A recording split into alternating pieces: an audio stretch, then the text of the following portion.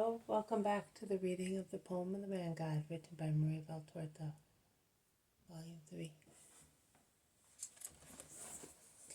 Chapter 375, Part 1, The Sabbath of the Unleavened Bread.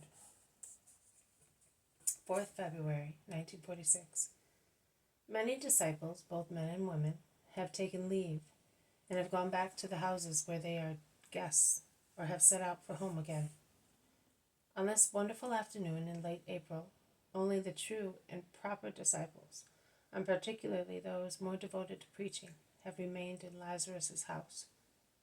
That is, the shepherds Hermas and Stephen, John the priest, Timaeus or Mastius, Joseph of Emmaus, Solomon, Abel of Bethlehem in Galilee, Samuel and Abel of Chorazin, Agapo, Azar, and Ishmael of Nazareth, Elias of Chorazin, Philip of Arbela, Joseph the boatman from Tiberias, John of Ephesus, Nicholas of Antioch, besides the well-known women disciples, also Analea, Dorcas, Judas's mother, Mirtha, and Anastasia, and Philip's daughters have remained. I do not see Margium of Jairus any longer, or Jairus himself. Perhaps they have gone back to the house that offered them hospitality. They are walking slowly in the courtyards or on the terrace of the house, while almost all the women and all the old women disciples are around Jesus, who is sitting near Lazarus' little bed. They are listening to Jesus, who is speaking to Lazarus, describing the villages that they have been through during the last weeks before their Passover trip. "You arrived just in time to save the little one," remarks Lazarus after hearing the story of the castle of Caesarea Philippi, pointing at the baby who is sleeping peacefully in his mother's arms. And Lazarus adds, "He is a lovely boy. Woman, will you let me see him here, near me?" Dorcas stands up, and silently but triumphantly she offers her child to the admiration of the sick man. "A lovely boy, really lovely. May the Lord protect him and make him grow healthy and holy and faithful to his Savior. I would rather see him dead now than know that he is not faithful to him. I can stand anything, but I could not bear my son to be ungrateful to the Lord who saved him," says Dorcas resolutely, going back to her seat. "The Lord always arrives in time to save," says Mirtha, the mother of Abel from Bethlehem. "My son was just as close to death, and what a death, as Dorcas's baby. But he came, and he saved. What a frightful moment." The very memory makes Mirtha go pale. "So you will come in time also for me, will you not? To give me peace," says Lazarus, caressing Jesus' hand. "But are you not feeling a little better, brother?" asks Martha. "As from yesterday, you looked somewhat relieved." "Yes, I do. And I am surprised myself. Perhaps Jesus—" "No, my dear friend. The fact is that I instill my peace into you. Your soul is sated with it, and that dulls the pain of your body. It is God's decree that you must suffer and die. You may as well say so. Well, may His will be done, as you teach us. From now on, I will not ask to be cured or relieved. I have received so much from God." And he unintentionally looks at Mary, his sister, "that it is just that I should repay for what I had with my submission. Do more than that, my dear friend. It is a great thing to be resigned and bear sorrow, but you can give it greater value. Which, my Lord? Offer it for the redemption of men. I am a poor man myself, Master. I cannot aspire to be a redeemer." "You say so, but you are wrong. God became man to help men, but men can help God.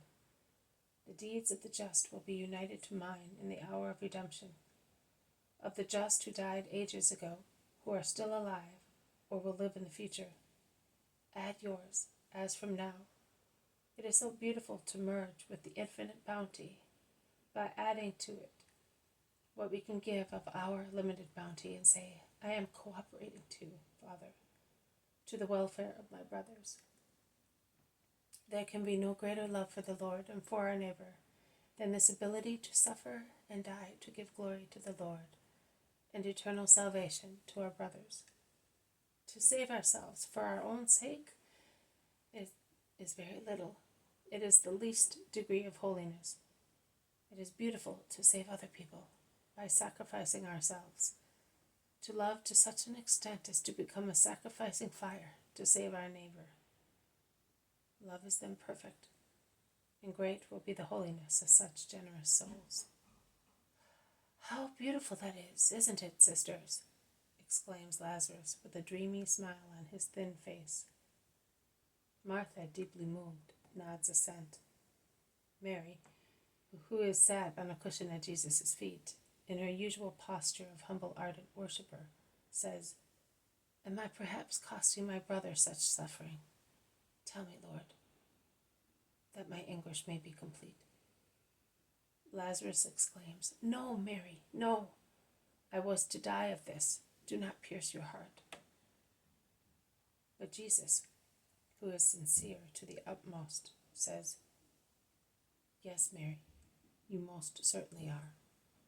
I heard the prayers and the heart throbs of your good brother, but this must not cause a dull anguish to you. On the contrary, it must urge your will to become perfect for what you cost.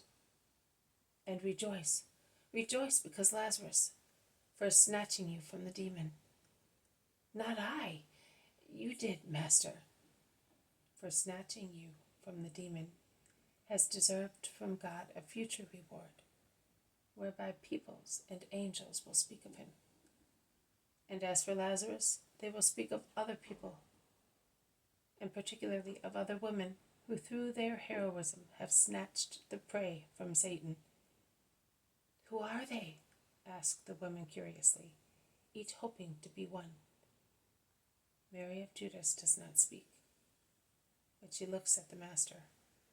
Jesus also looks at her.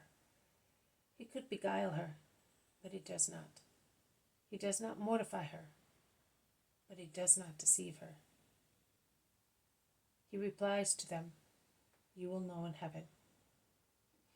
Judas's mother, who is still full of anguish, asks, And if she should not succeed, although she is willing, what will her destiny be? As her good soul deserves. Heaven? But Lord, a wife, a sister, or a mother who should fail in saving those whom she loves and should see that they are damned, could she enjoy paradise even if she were in paradise? Do you not think that she will never be able to rejoice because the flesh of her flesh and the blood of her blood have deserved eternal damnation? I think that she will not be able to rejoice seeing her beloved ones in dreadful pain. You are wrong, Mary.